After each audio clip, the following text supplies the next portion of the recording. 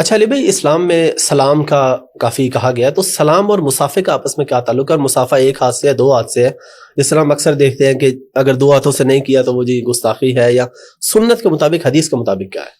دیکھیں، سنت کے مطابق تو سلام زبان سے کہہ لینا کافی ہے. ٹھیک ہے. مصافحہ، معانقہ، دست بوسی، یہ سب ایکسٹرا چیزیں ہیں، جائز ہیں. ٹھیک ہے، اپنی حدود اور قیود کے اندر. ٹھیک ہے. لیکن جو اصل ہے نا وہ السلام علیکم کہنا ہے. ٹھیک ہے. یا السلام علیکم ورحمۃ اللہ. وہ ابو داؤد میں حدیث ہے کہ جو السلام علیکم کہتا ہے تو تم ایک لفظ ایڈ کر کے اسے جواب دو، پروٹوکول. ٹھیک ہے. بخاری مسلم میں حدیث موجود ہے کہ آدم علیہ السلام کو جب پیدا کیا گیا تو اللہ تعالیٰ نے انہیں یہ سکھایا کہ تم فرشتوں کو جا کے السلام علیکم کہو، تو وہ جو جواب دیں گے نا وہی تمہاری اولاد میں ٹرانسفر ہوگا. تو یہ اس طریقے سے چلا ہے. اس کے مختلف سیکھیں. صرف سلام یہ بھی سلام ہو جاتا ہے، اور یہ قرآن میں ہے. دیکھیں لوگ کتنے حیران ہوتے ہیں. اگر آپ کسی کو کہیں نا سلام، وہ کہے گا پتہ نہیں اس نے مجھے کوئی ٹنڈا سا سلام کیا، یہ مجھے اچھا نہیں سمجھتا. تو قرآن میں ہے کہ حضرت ابراہیم علیہ السلام کے پاس جب فرشتے آئے انسانی شکل میں تو انہوں نے کہا تھا سلام، انہوں نے کہا سلام. سلام، السلام علیکم، السلام علیکم ورحمۃ اللہ، السلام علیکم ورحمۃ اللہ وبرکاتہ. یہ آپ سارے الفاظ استعمال کر سکتے ہیں. تو یہ بیسیکلی دعا ہے، اور اس دعا کی برکت آپ دیکھیں. نبی علیہ السلام نے فرمایا کہ میں تمہیں ایک ایسی چیز سکھاتا ہوں کہ جس سے تم آپس میں باہمی محبت میں بن جاؤ گے، اور وہ یہ ہے کہ سلام کو عام کرو. اور اس کی برکت یہ ہے کہ آپ جب کسی کو سلام کرتے ہیں نا تو ایک دوسرے کے ساتھ آپ فیملیئر ہو جاتے ہیں، ایک ڈر کا رشتہ ختم ہو جاتا ہے. آپ اندھیری رات میں جا رہے ہیں، سامنے سے کوئی بڑے قد بد والا بندہ آتا ہے اور 3-4 بندے اس کے ساتھ ہیں. وہ چور بھی ہو سکتا ہے، کوئی اور بھی ہو سکتا ہے، لیکن اگر وہ چلتے ہوئے دور سے یہ السلام علیکم تو آپ کا سارے کا سارا خوف ظاہر، اپنائیت سے فیل ہونے لگے، اپنائیت فیل ہو. بالکل. اس لیے، اور دیکھیں یہ چیز ادھر نہیں، قرآن میں ہے کہ جنتی بھی ایک دوسرے کو سلام سلام کہیں گے. اللہ تعالیٰ بھی جنتیوں پر سلامتی بھیجے گا، اور یہ اللہ تعالیٰ کا نام بھی ہے سلام.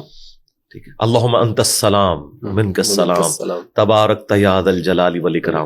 یہ مسلم شریف میں حدیث ہے. نبی علیہ السلام فرض نماز کے بعد جب تک یہ دعا نہیں پڑھتے تھے نا، آپ قبلہ رخ سے اپنا رخ انور پبلک کی طرف نہیں کرتے تھے، یہ دعا پڑھا کرتے تھے. تو یہ اللہ تعالیٰ کی طرف سے ایک اسپیشل چیز ہے. اب رہ گیا مصافحہ کرنا، یہ ایکسٹرا چیز ہے، یہ ایک محبت کا اظہار ہے. ٹھیک ہے. بہتر ہے کہ آپ 2 ہاتھ سے مصافحہ کریں. ٹھیک ہے. ہاں، ایک ہاتھ سے بھی جائز ہے.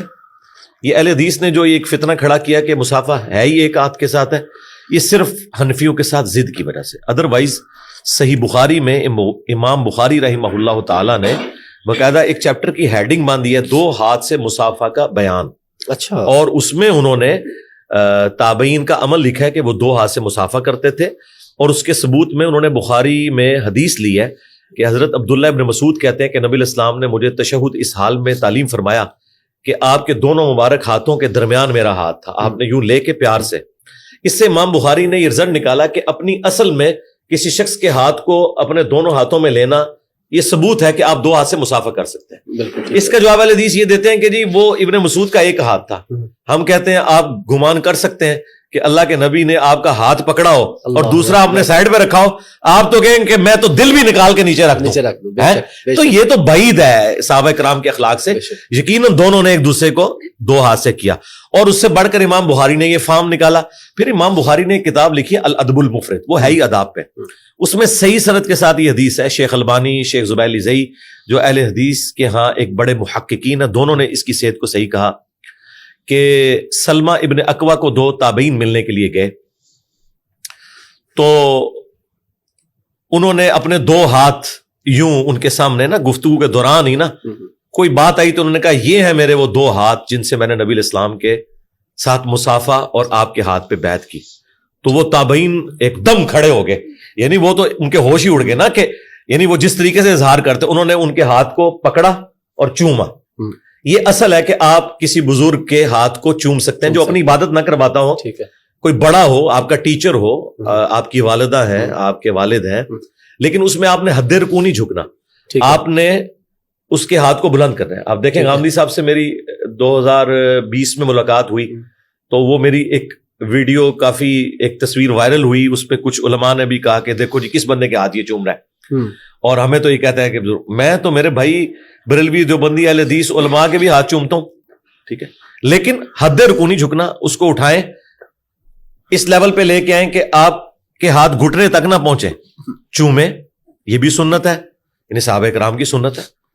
ترمذی ابو داؤد میں موجود ہے کہ کچھ یہودی نبی علیہ السلام کو ملنے آئے، انہوں نے سوال و جواب شروع کیے تو وہ اتنے امپریس ہوئے کہ انہوں نے رسول اللہ کی تصدیق کی اور نبی علیہ السلام کے ہاتھ اور پاؤں بھی چومے۔ لیکن پاؤں چومنے کا جو پروٹوکول ہے نا، یہ صرف پروفٹ کے لیے ہے، بعد میں کسی کے لیے یہ ثابت نہیں کہ کسی نے اس طرح پاؤں چومے ہو۔ البتہ ہاتھ چومنا، دو ہاتھ سے مصافحہ کرنا، ایک ہاتھ سے مصافحہ کرنا، یہ سارے طریقے درست ہیں، یہ آپ کر سکتے ہیں۔